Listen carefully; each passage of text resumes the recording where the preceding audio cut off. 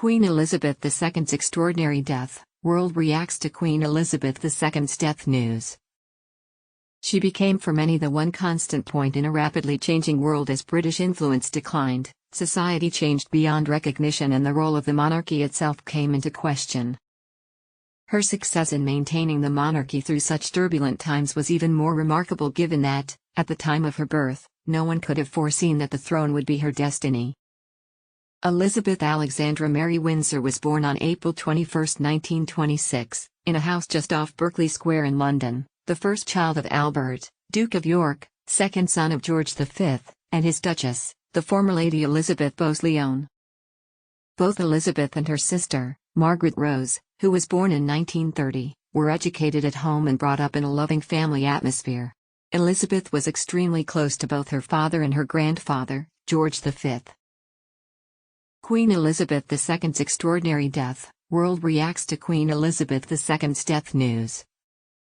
At the age of 6, Elizabeth told her riding instructor that she wanted to become a country lady with lots of horses and dogs. She was said to have shown a remarkable sense of responsibility from a very early age.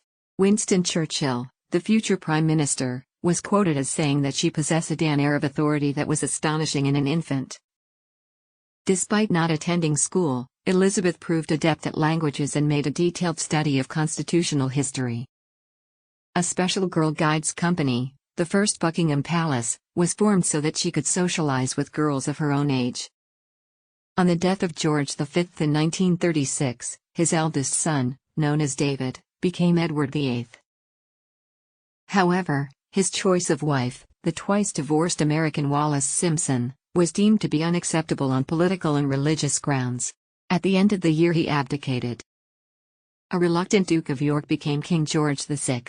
His coronation gave Elizabeth a foretaste of what lay in store for her, and she later wrote that she had found the service very, very wonderful.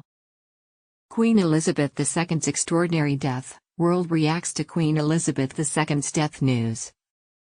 Against a background of increasing tension in Europe, the new king, together with his wife, Queen Elizabeth, set out to restore public faith in the monarchy.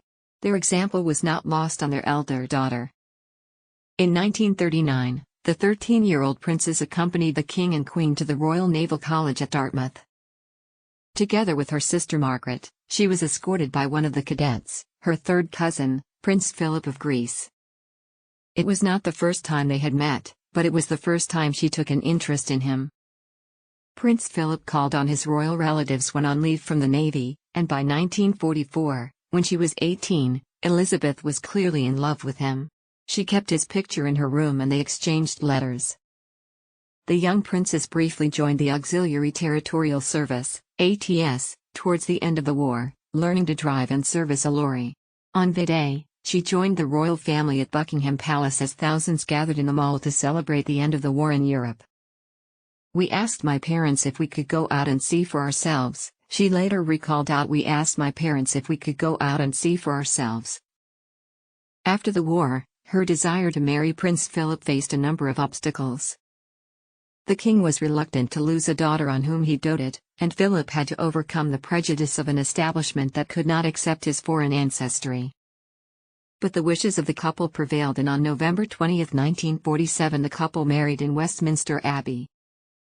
The Duke of Edinburgh, as Philip had become, remained a serving naval officer. For a short time, a posting to Malta meant the young couple could enjoy a relatively normal life. Their first child, Charles, was born in 1948, followed by a sister, Anne, who arrived in 1950. But the king, having suffered considerable stress during the war years, was terminally ill with lung cancer, brought about by a lifetime of heavy smoking. In January 1952, Elizabeth, then 25, set off with Philip for an overseas tour. The king, against medical advice, went to the airport to see the couple off. It was to be the last time Elizabeth would see her father. Queen Elizabeth II's extraordinary death. World reacts to Queen Elizabeth II's death news. Elizabeth heard of the death of the king while staying at a game lodge in Kenya, and the new queen immediately returned to London. "In a way, I didn't have an apprenticeship," she later recalled. "My father died much too young, so it was all a very sudden kind of taking on and making the best job you can." Her coronation in June 1953 was televised, despite the opposition of Prime Minister Winston Churchill, and millions gathered around TV sets, many of them for the first time, to watch as Queen Elizabeth II made her oath. With Britain still enduring post-war austerity, commentators saw the coronation as the dawn of a new Elizabethan age. World War II had served to hasten the end of the British Empire, and by the time the new Queen set off on a lengthy tour of the Commonwealth in November 1953, many former British possessions, including India, had gained independence. Elizabeth became the first reigning monarch to visit Australia and New Zealand. It was estimated that 3/4 of Australians turned out to see her in person. Throughout the 1950s, more countries hauled down the Union flag, and the former colonies and dominions now came together as a voluntary family of nations. Many politicians felt that the new Commonwealth could become a counter to the newly emerging European Economic Community and, to some extent, British policy too, but the decline of British influence was hastened by the Suez debacle in 1956, when it became clear that the Commonwealth lacked the collective will to act together in times of crisis. The decision to send British troops to try to prevent Egypt's threatened nationalization of the Suez Canal ended in an ignominious withdrawal and brought about the resignation of Prime Minister Anthony Eden. This embroiled the Queen in a political crisis. The Conservative Party had no mechanism for electing a new leader and, after a series of consultations, the Queen invited Harold Macmillan to form a new government. The Queen also found herself the subject of a personal attack by the writer Lord Altrincham. In a magazine article, he claimed her court was too British and upper class and accused her of being unable to make a simple speech without a written text. His remarks caused a furor in the press, and Lord Altrincham was physically attacked in the street by a member of the League of Empire Loyalists. Nevertheless, the incident demonstrated that British society and attitudes to the monarchy were changing fast, and old certainties were being questioned. From the monarchy to the royal family. Encouraged by her husband, notoriously impatient with the court stuffiness, the Queen began to adapt to the new order. The practice of receiving debutantes at court was abolished, and the term the monarchy was gradually replaced by the royal family. The Queen was once more at the center of a political row when in 1963, Harold Macmillan stood down as Prime Minister. With the Conservative Party still to set up a system for choosing a new leader, she followed his advice to appoint the Earl of Home in his place. It was a difficult time for the Queen.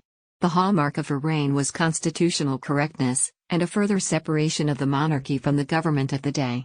She took seriously her rights to be informed, to advise and to warn, but did not seek to step beyond them. It was to be the last time she would be put in such a position. The Conservatives finally did away with the tradition that new party leaders just emerged, and a proper system was put in place. Run away from the continent.